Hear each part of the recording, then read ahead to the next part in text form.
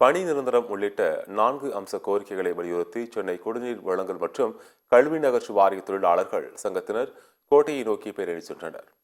சென்னை புதுப்பேட்டையில் இருந்து தங்களது குடும்பத்தினருடன் பேரணியாக சென்ற தொழிலாளர்கள் தங்களது கோரிக்கைகளை வலியுறுத்தி கண்டன முழக்கங்களை எழுப்பினர்.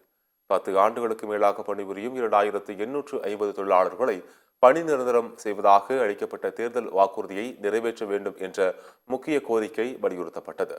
பழைய ஓய்வூதிய திட்டத்தை நிறைவேற்ற வேண்டும், புழல், வீராணம் குடிநீர் சுத்திகரிப்பு மற்றும் நீரேற்று நிலையங்கள் வாரியமே ஏற்று நடத்த வேண்டும் ஆகிய கோரிக்கைகளை தொழிலாளர்கள் வலியுறுத்தினர்.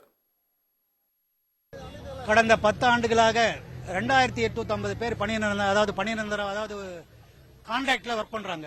தினக்கூலியா, அப்புறம் அத்துக்கூலி, இந்த மாதிரி பல்வேறு பேர்ல வேலை செய்யறாங்க. இந்த கான்ட்ராக்ட் ஒர்க்கர்கள் 2850 பேரை பணி நிரந்தரம் செய்ய வேண்டும் என்று நாங்கள் தொடர்ச்சியாக போராட்டம் நடத்திட்டு வரோம்.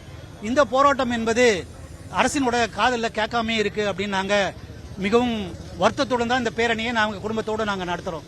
தேர்தல் வாக்குறுதியில் 2019 10 ஆண்டுகள் பணிபுரிந்தால் தமிழ்நாட்டில் உள்ள அனைவரையும் பணி நிரந்தரம் செய்வோம் வாக்குறுதி கொடுத்தாரு. ஆனால் 3 ஆண்டுகள் கடந்து விட்டது. நிறைய சாதனைகள் அந்த அரசு செஞ்சிருக்கு. ஆனால் அதே நேரத்தில் இந்த மாதிரி தினக்கூலி தொழிலாளர்களை பணி நிரந்தரம் செய்வதில் ரொம்ப மெத்தன போக்கு நிலவுது அப்படின்னு நம்ம நினைக்கிறோம்.